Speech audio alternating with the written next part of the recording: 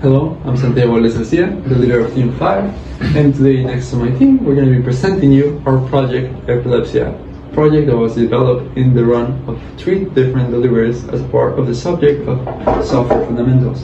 In this project we're going to be showing you the evolution of the project, how it changed over time, what we improved, what we learned, and the different things that happen in it. I hope you guys enjoy it, and this video is going to show that. This project was born from a shared goal, not only to pass the course without retaking it, but also to help people with a medical condition that isn't talked about enough, yet remains highly relevant. Our main objective was to develop a product focused on patient safety and support. We worked using the GitHub repository, dividing development into 3 submissions, to iterate progressively, validate changes, and improve step by step. In the first submission, we focused on building the groundwork. We defined the initial functional and non-functional requirements. For example, emergency contact profiles, medication login and reminders, seizure or crisis tracking, alert button system, etc. We also started organizing the repository, although it was a bit trash at first, to be honest. We developed the first system flowcharts, and we created the base technical documentation to begin structuring our product. At this stage, the priority wasn't full functionality yet, but understanding the problem and planning a scalable solution. As you can see, this first submission had many errors, setbacks, missing information, and several areas that clearly needed improvement. During the second submission, we made our first major improvements. As you can see in the first branch of submission, there was a lack of organization. The documents and info were all over the place and other little details that need fixing. We noticed that several requirements use cases and case details lacked proper specifications, and sometimes didn't even make sense within the project context.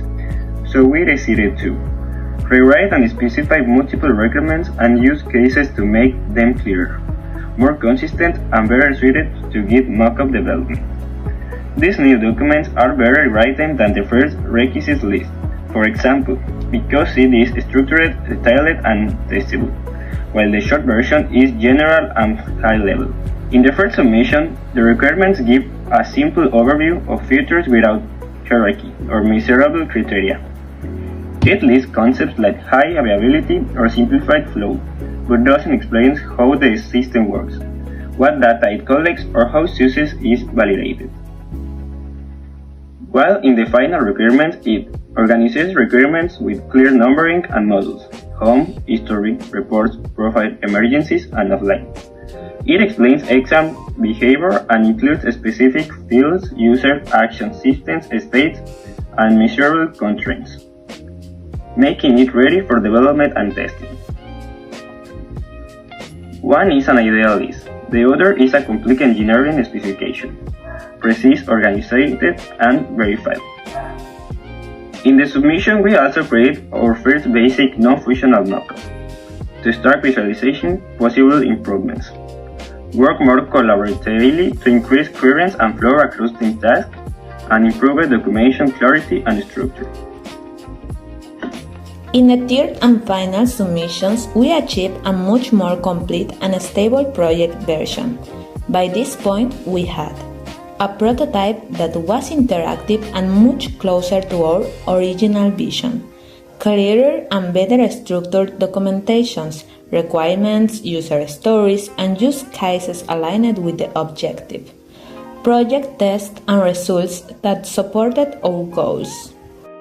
To compare this, in the first mock-up, we had a simple layout which showed buttons such as emergencia, reportar crisis, agregar medicamentos, list for upcoming medications, and recent crisis history profile data.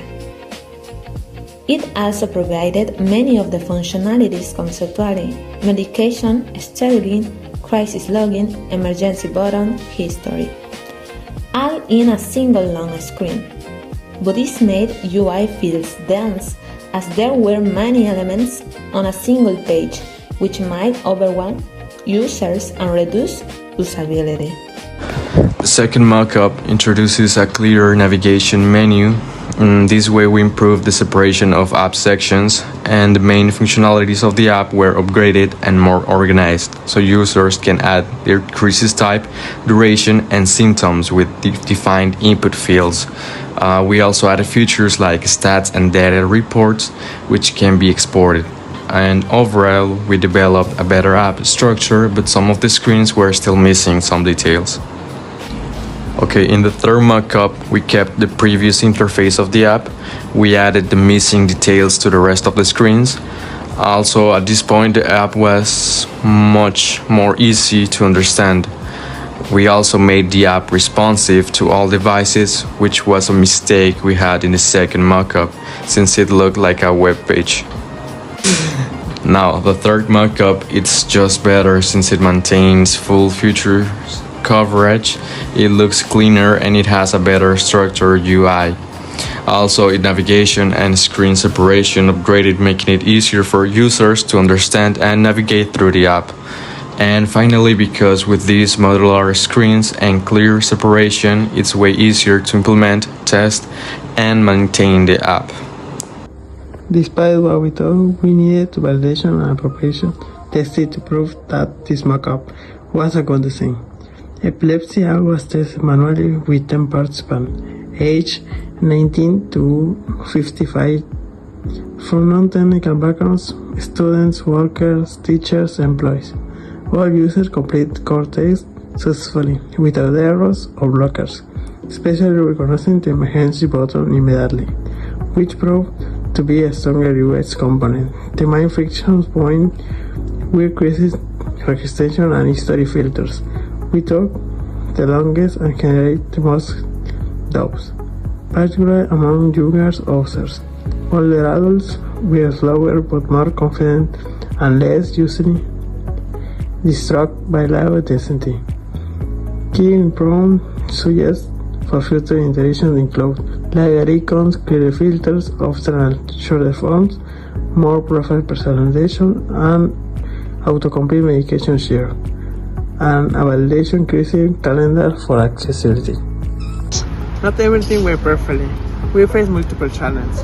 Some of them, like personal issues with the team, confusion, lack of understanding of requirements, and inconsistencies in collaboration. As a leader, I'm proud to say we learned how to work as a team, document our progress, and improve the things that needed to improve. The most valuable lesson was realizing that planning is not just static.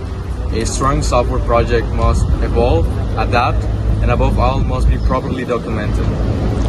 We went from a chaotic and inconsistent first submission to a well-organized repository, a solid documentation, and a prototype that meets the spec by course. And let's keep in mind, we have a Diego in team.